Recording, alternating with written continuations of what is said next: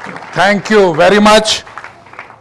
सबसे पहले मैं आप लोगों को थैंक यू कहना चाहता हूं कि आज इंस्पिरेशन लेने के लिए, मोटिवेशन लेने के लिए सैटरडे इवनिंग को भी ऑडिटोरियम में आए हो। Thank you very much. God bless you all. और दूसरा, मैं डॉक्टर संजय को आते ही मैंने मुबारक दी कि 6 बच्चे अगर वो नीट में स्कूल से जा रहे हैं और अच्छा स्कोर लेके जा रहे हैं, बहुत ही बधाई के पात्र हैं वो। Thank you, may God bless you all. और doctor R P Srivastava, doctor Satish Middha को मैं थैंक यू नहीं कहूंगा। इसलिए नहीं कहूंगा कि मेरे भाई हैं वो, और वो मुझे हमेशा ही एनकरेज करते आए हैं और आज भी एनकरेज कर रहे हैं। पर आज सिर्फ इसलिए मैं ग्रेटिट्यूड एक्सप्रेस करना चाहता हूं कि ऐसे बच्चों के साथ मैं इंटरेक्ट कर रहा हूं। ज्यादातर मैं जब एज फैकल्टी गंगाराम हॉस्पिटल और भाटिया ग्लोबल हॉस्पिटल से किसी भी कॉन्फ्रेंस में जाता हूं तो या मुझे हर्निया का लेक्चर या रोबोटिक सर्जरी का लेक्चर या लेप्रोस्कोपी का लेक्चर, ये लेक्चर्स या ओरेशन दिए जाते हैं। पर आज जो मन में मेरे हमेशा ये रहता है, और मेरा ऑनेस्टली स्पीकिंग सिर्फ एक ही मोटो है, और वो मोटो है इंस्पायर और एक्सपायर। अगर मैं तुम में से एक बच्चे को भी इंस्पायर कर पाया तो मेरी जीत है, और अगर मैं नहीं कर पाया तो इसका मतलब मुझे एक्सपायर कर जाना चाहिए। और इसके लिए मैं अपनी कहानी से शुरू करते हुए कुछ कहानियां इस नेक्स्ट 20 मिनट में बताऊंगा, सो दैट अल्टीमेटली हम कुछ सीख पाएं। जब मैं क्लास 9th में था सर, तो फिजिक्स का जो टीचर होता था, और वो हमारे टाइम पे लंबे क्वेश्चन होते थे, एमसीक्यूज नहीं होते थे, और उस क्वेश्चन पेपर में ये लिखा होता था अटेम्प्ट एनी 7 आउट ऑफ 10।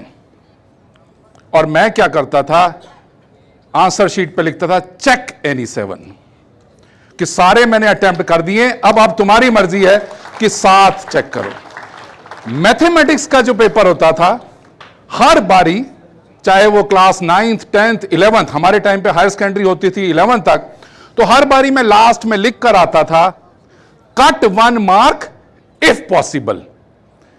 और वो टीचर कभी भी एक भी नंबर काट के नहीं आए, काट नहीं पाए। और सिमिलरली आप सबने सुना होगा आकाश इंस्टीट्यूट का, जो अब आप आगे जाओगे, और उनके जो इस समय डायरेक्टर हैं मिस्टर JC चौधरी, वो मुझे बायोलॉजी पढ़ाया करते थे स्कूल में। और वो आज जब भी कभी भी आकाश के नए स्टूडेंट्स को वेलकम करते हैं तो मुझे जरूर बुलाते हैं फॉर मोटिवेशनल स्पीकिंग। और वो मेरा इंट्रोडक्शन सिर्फ इतना देते हैं कि मैं प्रवीण भाटिया की वजह से बॉटनी और जूलॉजी पढ़ के आया करता था क्लास के अंदर। तो व्हाट आई मीन टू से, अल्टीमेटली अगर हम बच्चे ये सोचें कि हम जब MBBS में एडमिशन ले लेंगे या MS में एडमिशन ले लेंगे, उसके बाद हम मेहनत करना शुरू करेंगे, तो मुझे नहीं लगता कि कभी भी सक्सेसफुल होंगे। जैसे डॉक्टर मिड्ढा ने भी कहा, power of now, power of now, कि आज से हमें यह सोचना है कि मुझे तो बेस्ट बनना है, बेस्ट सर्जन बनना है, बेस्ट फिजिशियन बनना है, या व्हाटसोएवर बेस्ट बनना है, एक अच्छा ह्यूमन बीइंग बनना है। और इसके लिए मैं एक छोटी सी स्टोरी सुनाता हूं कि एक अध्यापक क्लास में आए और 40 बच्चे थे, और सबको उन्होंने क्वेश्चन पेपर दिया, और क्वेश्चन पेपर पे लिखा था जो नजर आता है वो लिखो। और सारे बच्चों ने अगला पेज पलटा, और उसमें बिल्कुल सफेद पेपर था, और बीच में सेंटर में एक ब्लैक स्पॉट था। तो सारे बच्चे टीचर की तरफ देखने लगे कि आपने क्या बोला? तो हाँ, उन्होंने बोला, हाँ मैं यही कहना चाहता हूं कि जो तुम्हें नजर आता है वो लिखो, मैं 1 घंटे बाद तुम्हारे से ये पेपर ले लूंगा। और जब 1 घंटे के बाद जब वो पेपर ले लिए गए, तो आप इमेजिन करो, टीचर बोले कि 40 के 40 बच्चों ने सिर्फ ब्लैक स्पॉट के बारे में लिखा है। किसी ने भी व्हाइट कन्वेस के बारे में, व्हाइट इतनी बड़ी अच्छी जिंदगी है, इतना सब कुछ भगवान ने दिया है, इतनी अच्छी फैमिली से हैं हम, इतना सब कुछ करके दिखाएंगे, बड़े होंगे, एक अच्छे स्कूल में पढ़ते हैं, वो व्हाइट कैनवस हम सब भूल गए और सिर्फ एक ब्लैक स्पॉट जो कि एक नेगेटिव स्पॉट है, जो कि फॉर एग्जांपल इलनेस है या हमारे घर में तनाव है, उसके बारे में 1 घंटे तक लिखते रहे। तो इसके लिए अध्यापक बोले कि मैं आज ये तुम्हारी मार्किंग तो नहीं करूंगा, मगर तुम्हें ये एक मैसेज देना चाहता हूं कि धुन बदल के देखो, धुन बदल के देखो, अपने नजरिए को बदलो, नजर को नहीं। कहने का मतलब कभी भी, आज जैसे ही मैं एंटर किया तो डॉक्टर साहब ने कहा, डॉक्टर संजय ने कहा कि एसी में थोड़ा सा चैलेंज है। मैंने कहा कोई नहीं, I have decided to be happy, full stop. If I have decided to be happy, nobody can make me unhappy.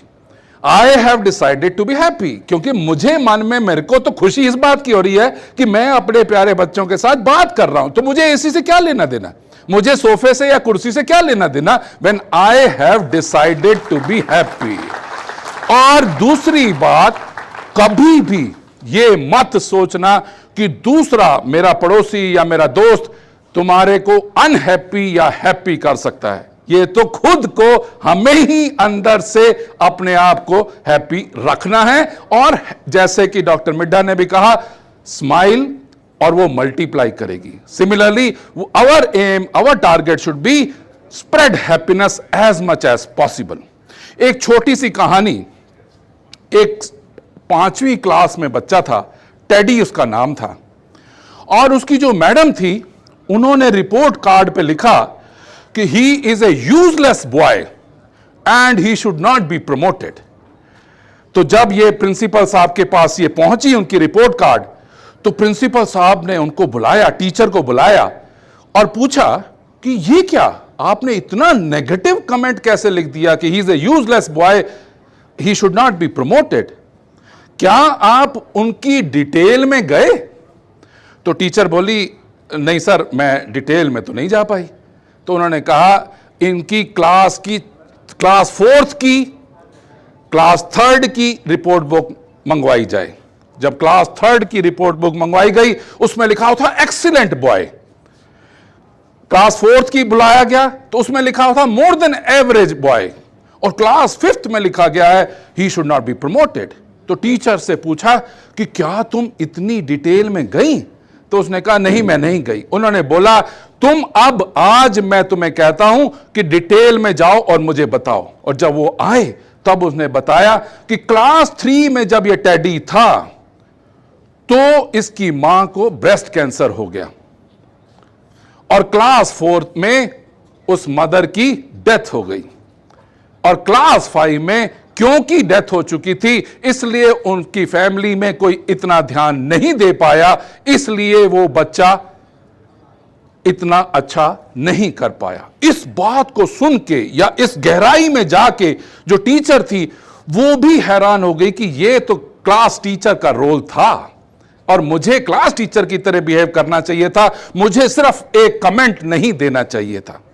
और उसके बाद प्रिंसिपल से जब वापस आई तो उसने उस टेडी के ऊपर काफी मेहनत करनी शुरू करी।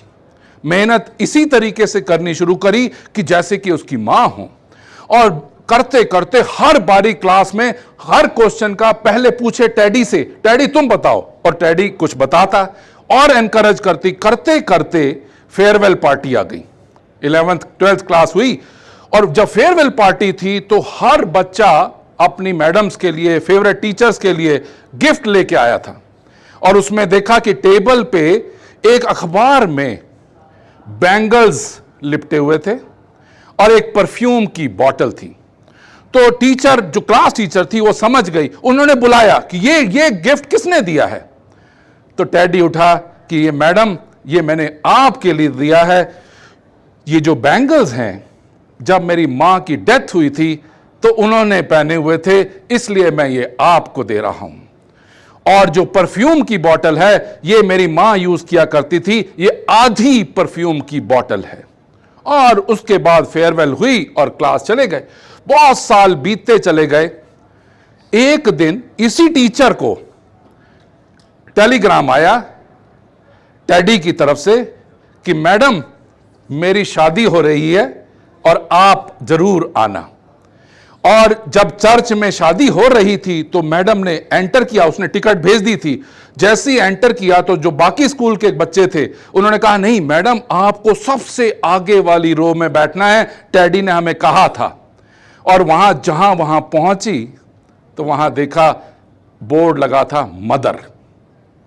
और उसी चेयर पे जब वो बैठी और उन्होंने टेडी ने बोला कि आज मैं सब बच्चों को और अपने सब रिश्तेदारों को यह बताना चाहता हूं कि आज अगर मैं डॉक्टर बन चुका हूं और अच्छा डॉक्टर बन गया हूं, मैं सिर्फ इसी मैडम की वजह से बना था जिन्होंने मुझे इतना एनकरेज किया था।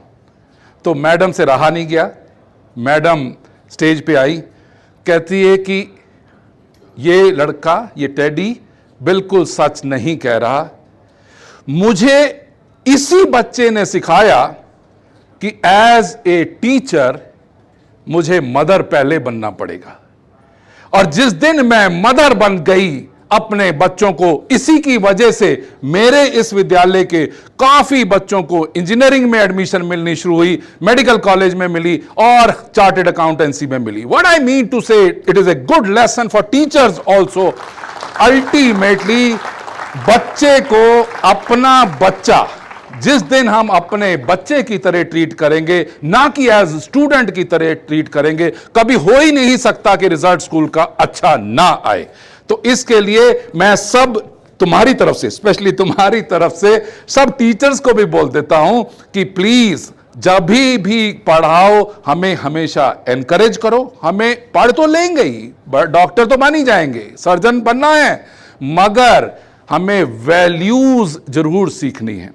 और ये वैल्यूज, कैन यू इमेजिन, मैं डॉक्टर सिंह आपको बताना चाहता हूं कि जब हम क्लास 10th में होते थे तो हमारा एक स्कूल में, हंसराज मॉडल स्कूल पंजाबी बाग दिल्ली में, एक प्रथा थी कि एग्जामिनेशन विदाउट इनविजिलेशन, कि एग्जामिनेशन विदाउट इनविजिलेशन, कि टीचर सब आंसर शीट दे के चले जाते थे, क्वेश्चन पेपर दे के चले जाते थे और बाहर चले जाते थे। 40 के 40 बच्चे क्वेश्चन पेपर अटेम्प्ट करते रहते थे और 3 घंटे के बाद टीचर आते थे और पेपर लेके चले जाते थे। और मैंने एक बार अपने प्रिंसिपल से पूछा कि सर ये आप ऐसे कैसे कर सकते हो, और आप क्या सोचते हो कि हम लोग बच्चे नकल नहीं मारेंगे?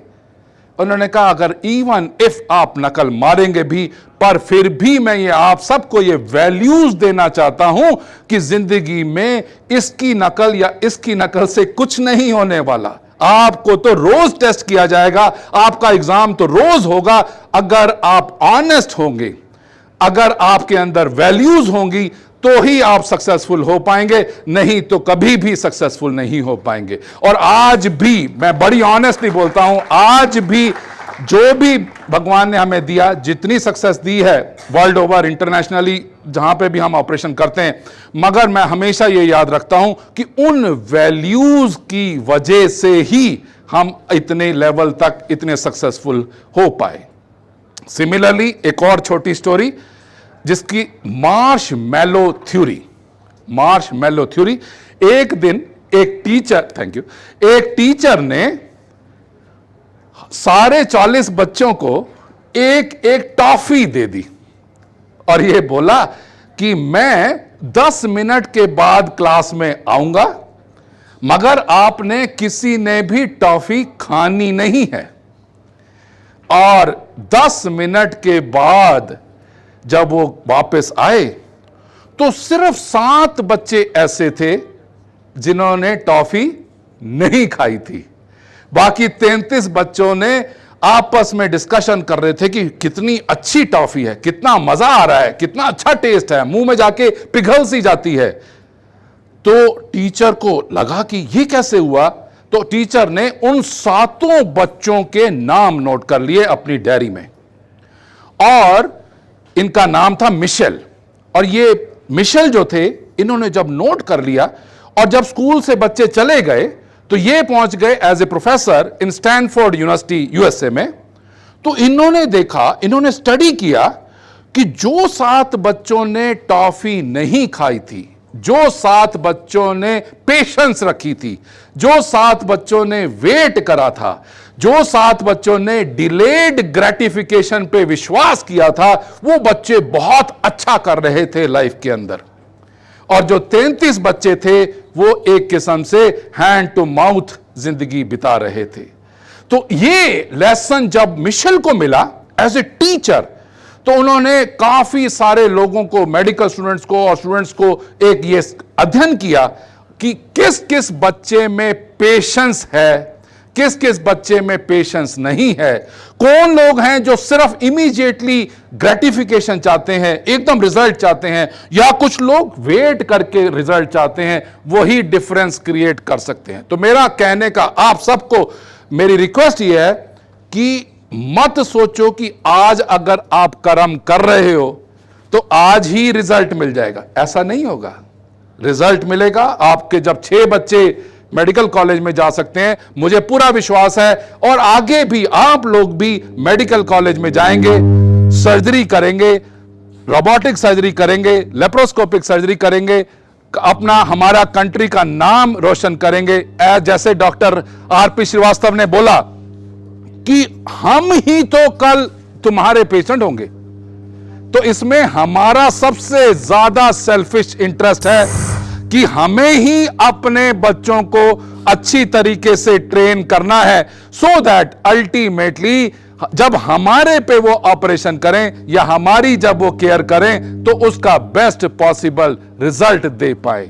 इसके लिए मैं बार बार आप सब बच्चों को एनकरेज करना चाहता हूं कि डेफिनेटली कुछ भी बनना हो, चाहे वो सर्जन बनना हो, चाहे वो फिजिशियन बनना हो, चाहे वो इंजीनियर बनना हो, चाहे कोई भी ब्रांच लेनी हो, उसके लिए मेरी आप सब से एक रिक्वेस्ट है, और मैं चाहता हूं कि लिख लो कि कोई आपसे पूछे कि क्या कमाते हो, तो आपका आंसर होना चाहिए दुआ कमाते हैं। हम तो सिर्फ दुआ कमाते हैं। और कहां रहते हो, तो आपका आंसर होना चाहिए दिलों में रहते हैं। यह नहीं कि झारखंड में रहते हैं या नेत्राहाट महाविद्यालय में रहते हैं। कहने का मतलब एक अच्छे इंसान बनने की जरूरत है। सर्जन तो बन ही जाओगे, डॉक्टर तो बन ही जाओगे, मगर मैं ऑनेस्टली अभी समय आपके सामने ये प्रेजेंट करना चाहता हूं। बहुत सारे लोग डॉक्टर बन जाते हैं, बहुत सारे लोग सर्जन बन जाते हैं, पर बहुत कम लोग गुड ह्यूमन बीइंग्स बन पाते हैं। तो उसके लिए कोई भी प्रोफेशन चुनना, मगर मेहनत करना और बिल्कुल फोकस होके वाइट कैनवास देखना, ब्लैक स्पॉट नहीं देखना। और तभी अगर फोकस रहोगे, फोकस ऑन मोर फोकस, तभी जिंदगी में कुछ कर पाओगे। अदरवाइज जिंदगी में एक एवरेज स्टूडेंट की तरह नहीं रहना। और ये कभी मत सोचना, एक और छोटी स्टोरी, कि एक इंसान समुद्र के किनारे खड़ा था और वो बार बार मछली को उठा के समुद्र में फेंक देता था। तो किसी ने, मेरे जैसे ने, जाके पूछ ही लिया कि ये क्या कर रहे हो आप? एक समुद्र से इतनी सारी मछलियां बाहर आ रही हैं लहरों के साथ, एक मछली को उठाते हो फिर वापस फेंक देते हो, एक तो कर क्या रहे हो? तो उसने बोला, मैं I am creating a difference, I am making a difference. कहते हैं, how can you make a difference? How? इतनी सारी मछलियां समुद्र से बाहर आती हैं, इतनी सारी लहरों के साथ वापस चली जाती हैं, कुछ मछलियां वहीं किनारे पे रह जाती हैं जो मर जाती हैं, तो how are you going to make a difference? And his answer was, I am making a difference in the life of that fish which I am throwing back. As simple as that. कि कभी मत सोचो कि doctor संतोष कुछ करेंगे तो ही हम progress करेंगे, या हमारे टीचर्स कहेंगे तो ही हमें करना है। नहीं, हमें तो अपने आप से अपने आप को एनहेंस करना है। और जिस दिन आप एनहेंस करते चले जाओगे, लाइफ में कुछ भी अचीव कर पाओगे। इसी तरीके से एक छोटी स्टोरी और, उसके बाद समय खत्म होगा तो मैं रुकूंगा। तो उसमें क्या हुआ कि एक इसी तरीके से गैदरिंग थी और बहुत सालों के बाद स्टूडेंट्स बड़े हो चुके थे, प्रिंसिपल टीचर सभी आए हुए थे। तो एक बच्चा एक सीनियर प्रोफेसर के पास गया, कह रहा सर आपने मुझे पहचाना? उसने कहा नहीं पहचाना तो नहीं। कहते हैं सर आप हमारे को पढ़ाया करते थे। सर मुझे आपने क्लास 3 में पढ़ाया था। तो उसने कहा क्लास 3 में अगर मैंने तुम्हें पढ़ाया था तो कैसे एक्सपेक्ट करते हो कि मैं तुम्हें आज पहचान लूंगा? पर फिर भी सर मुझे तो आप पहचान ही लोगे, क्योंकि मैं वही हूं सर जिसने घड़ी चुराई थी, जिसने घड़ी चुराई थी। तो उसने कहा फ्रैंकली मुझे याद नहीं आ रहा, पर फिर भी बताओ। कहता एक दिन ऐसा हुआ कि हम 40 बच्चे क्लास में थे और मुझे लगा कि इस नए लड़के ने नई घड़ी पहनी है, तो मैंने उसकी घड़ी चुरा के अपनी जेब में डाल ली। और जैसे ही आप क्लास में एंटर किए तो उस नए बच्चे को पता चल गया कि मेरी घड़ी गुम गई है। उसने कंप्लेंट करी आपको और आपने ऐलान किया कि जिस बच्चे ने इस बच्चे की घड़ी चुराई है वो वापस कर दे। पर मुझे लगा कि आज अगर मैंने वापस करी और सबके सामने अगर मैंने वापस करी तो कितनी बेइज्जती होगी और मुझे सोचा जाएगा कि मैं चोर हूं। तो मैंने वो घड़ी वापस नहीं करी। और मुझे अच्छी तरह से याद है आपने क्लास में दरवाजे पे गए और चिटकनी लगा दी और सारे 40 बच्चों को कहा कि तुम दीवार के साथ साथ दीवार की तरफ मुंह करके खड़े हो जाओ, मैं सारे बच्चों की तलाशी लूंगा। और जब आपने तलाशी लेनी शुरू करी और जब मेरे तक पहुंचे और मेरी जेब में वो घड़ी निकली तो मैं पसीना पसीना हो गया और मुझे लगा कि आज तो सारी क्लास में सबको पता चल जाएगा कि मैं ही चोर था और मैं चोरी करने के बाद भी नहीं बता पाया था और आज सबको यह मालूम पड़ेगा। मगर मैं हैरान हो गया कि जो टीचर थे उन्होंने वो घड़ी अपनी जेब में रखी और उसके बाद भी सारे बच्चों की तलाशी लेते रहे। और जब सारी तलाशी ले ली तो आप स्टेज पे गए क्लास में और आपने कहा इधर आओ बच्चे, जिसकी घड़ी गुमी थी उसको आपने घड़ी दे दी। मगर कभी भी आपने पूरी 6वीं क्लास से लेकर 3री क्लास, 4थी क्लास, 11वीं क्लास तक कभी भी मेरी बेइज्जती नहीं करी। कभी भी किसी को नहीं बताया कि यह बच्चा चोर था, इसने अपने सहपाठी की घड़ी चुरा ली थी। तो इसीलिए आज मैं भी आपकी तरह एक आदर्श टीचर बन रहा हूं। पर ऐसे कैसे हो सकता है सर? इतनी बड़ी स्टोरी, इतना बड़ा कुछ हुआ और आपको याद क्यों नहीं है? ऐसा कैसे हो सकता है? और वो अध्यापक बोले जिस समय मैं 40 बच्चों की तलाशी ले रहा था उस समय मेरी भी आंखें बंद थी, मेरी भी आंखें बंद थी। ये हैं वैल्यूज कि मैं कभी भी बायस्ड नहीं होना चाहता था। अगर तुम में से किसी ने एक ने चोरी करी भी सही तो भी मैं ये चीज को हाईलाइट नहीं करना चाहता था, इसी वजह से। तो कहने का सिर्फ तात्पर्य यह है कि अच्छे इंसान बनना है, be a good human being, and I would request our teachers also कि पढ़ाई तो कराओ, physics, mathematics, chemistry, biology, whatsoever तो स्ट्रांग होना ही चाहिए, पर ये मोरल वैल्यूज ये देना और वो खुद अपने एग्जाम्पल देके ही हम अपने बच्चों को दिखा सकते हैं, सिखा सकते हैं। अगर हम भ्रष्ट होंगे, करप्ट होंगे, तो हमारे बच्चे भी भ्रष्ट और करप्ट होंगे। Thank you very much, thanks a lot, God bless you all. मैं डॉक्टर प्रवीण भाटिया